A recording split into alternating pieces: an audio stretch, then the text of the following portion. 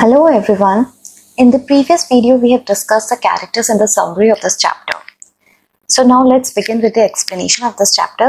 Right side में main characters से related important words लिखे हुए हैं और हम बाकी add करते जाएंगे. So now let's start. A young boy makes friends with Anil. Anil trusts him completely and employs him. Does the boy betray his trust? तो जो हरी सिंह है, he is young और वो फ्रेंडशिप करता है अनिल के साथ. अनिल उसको completely ट्रस्ट करता है और उसको एम्प्लॉय करता है. तो क्या बॉय जो हरी सिंह है वो उसका ट्रस्ट बीट्रे करेगा? सो एम्प्लॉय का मतलब होता है जब कोई किसी को काम पर रखता है. जैसे एम्प्लॉयर होता है, एम्प्लॉय होता है.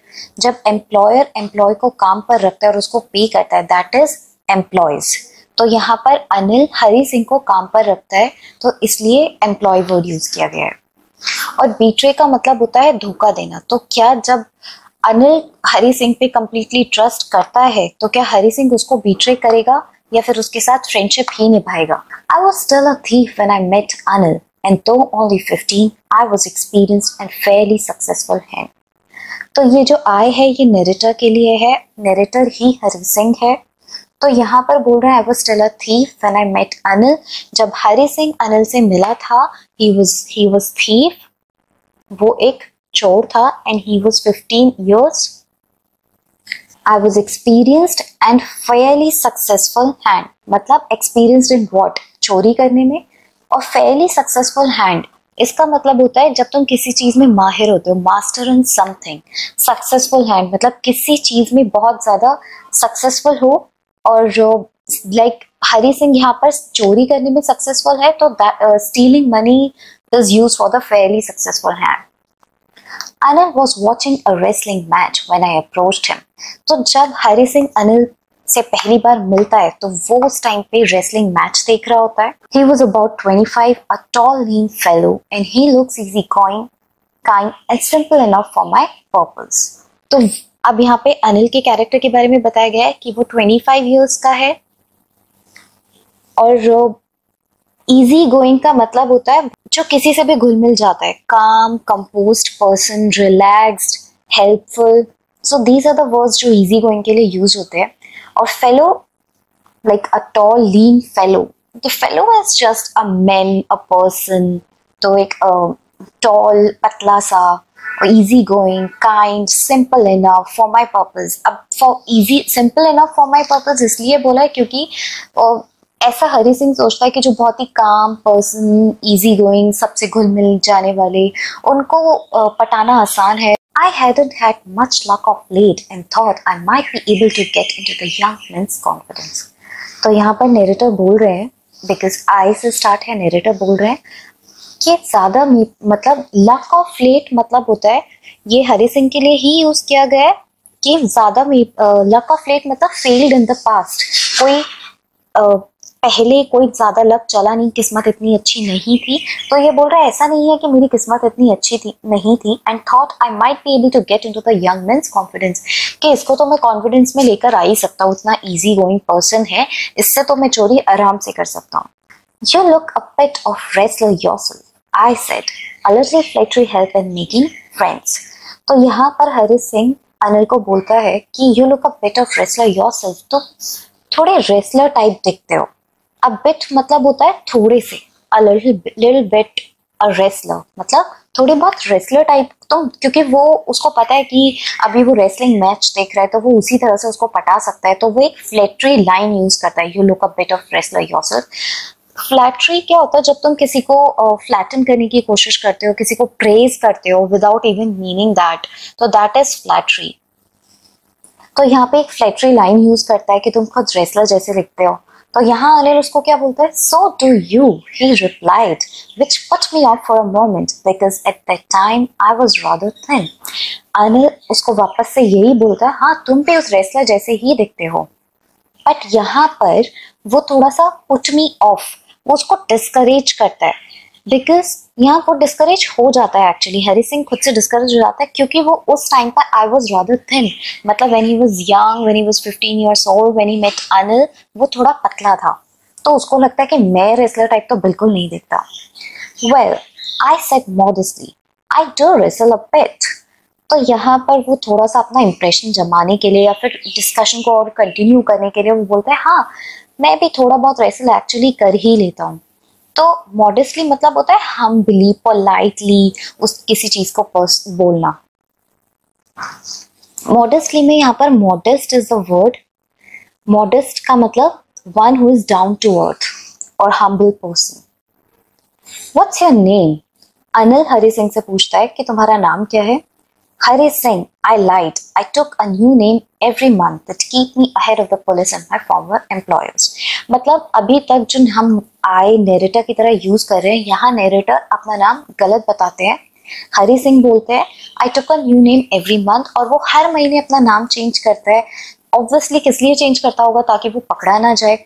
That kept me ahead of the police. Police कभी पकड़ नहीं सकती है। मेरे फॉर्मर एम्प्लॉयर्स अगर वो जाकर कंप्लेन भी करते हैं तो नाम मैच करेगा नहीं, वो ढूंढते रह जाएंगे। तो इसलिए वो हर महीने नाम चेंज करता है। इस बार जब वो अनिल से मिला है तो उसने अपना नाम हरि सिंह रखा है। After this introduction, Anil talked about the well-oiled wrestlers who were grunting, lifting and throwing each other about. I didn't have much to say and it walked away. I followed casually. मतलब एक simple सा introduction हुआ और अनिल ने फिर थोड़ा बहुत अपनी जैसे क्योंकि वो रेसलिंग मैच देख रहा था तो रेसलर्स के बारे में बताया। वो ग्रंटिंग ग्रंटिंग मतलब होता है जैसे जब कोई बहुत ज्यादा पेन में होता है या गुस्से में होता है तो एक आवाज निकालते हैं ऐसे। तो जो लो नॉइज जो होती है बिकॉज ऑफ एंगर और बिकॉज ऑफ पेन जो होती है उसको ग्रंट बोलते हैं। ग्रंटिंग, लिफ्टिंग एंड थ्रोइंग की कैसे वो उठाते हैं, कैसे वो फेंकते हैं। I don't have much to say क्योंकि उसको ज्यादा पता ही नहीं था। उसने बस ऐसे ही बोल दिया था कि I do wrestle a bit but he doesn't. Anil walked away. Anil चला जाता है बिकॉज उसको इतना इंटरेस्ट नहीं होगा। Obviously he is unknown to him तो वो थोड़ी बहुत डिस्कशन करता है और उसके बाद वो चला जाता है। बट यहाँ हरि सिंह उसको फॉलो करता है। क्यों?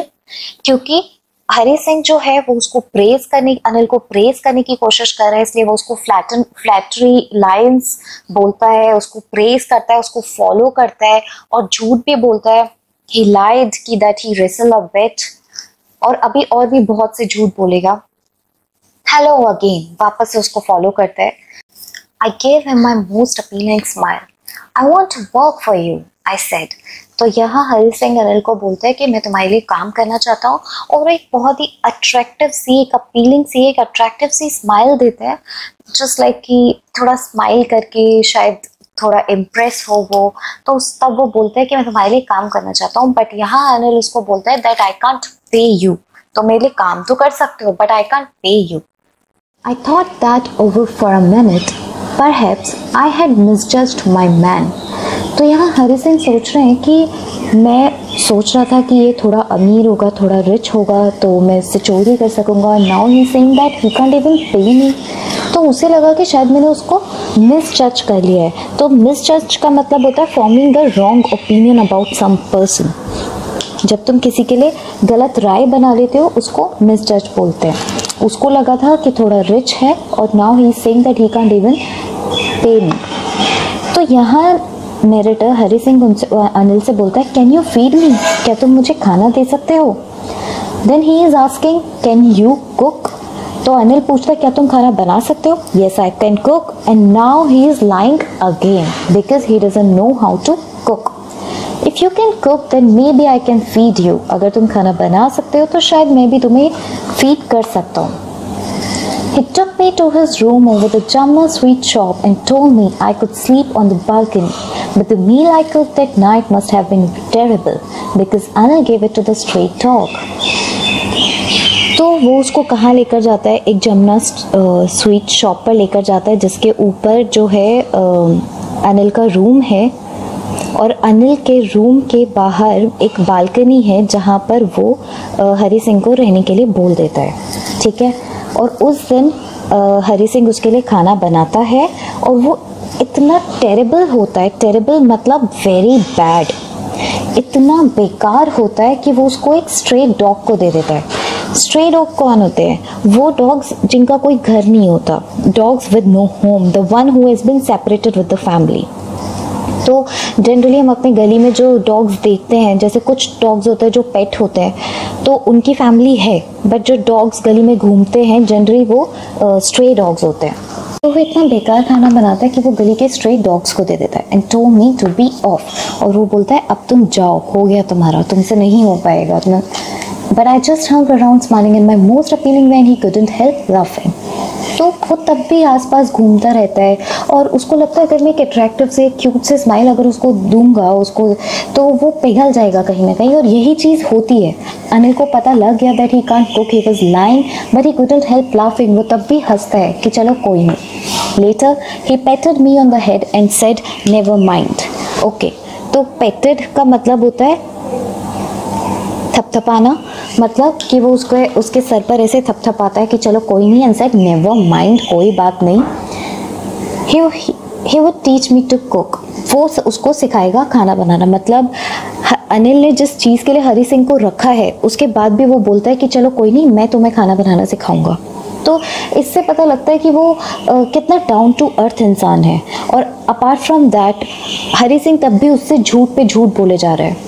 He also taught me to write my name and said he would soon teach me to write whole sentence and to add numbers. मतलब वो उसको नाम लिखना सिखाता है, उसको कैसे लिखते हैं वो सिखाता है, पूरा whole sentence numbers को कैसे ऐड किया जाता है, इतनी सारी चीज़ें उसको सिखाता है। I was grateful. Obviously, Hari Singh is thankful क्योंकि वो इतनी सारी चीज़ें उसको सिखा रहा है। वो यहाँ पर हरी सिंह उसके लिए एक्चुअली में देखा जाए तो कुछ नहीं कर रहा है, ना उसको खाना बनाना आता है। जिस जॉब के लिए अनिल ने उसको रखा था वो भी अनिल उसको सिखा रहा है। वो उसको नंबर्स ऐड करना सिखा रहा है, उसको लिखना सिखा रहा है, उसका नाम, होल सेंटेंस। तो ही वॉज थैंकफुल। तो इससे अनिल के बारे में क्या पता लगता है, that he is kind of an adjustable person, जो एडजस्ट हो जाता है, हेल्पफुल है, डाउन टू अर्थ है। तो this is the nature of Anil. And अगर हरी सिंह का देखा जाए तो he is liar, he is betraying him actually.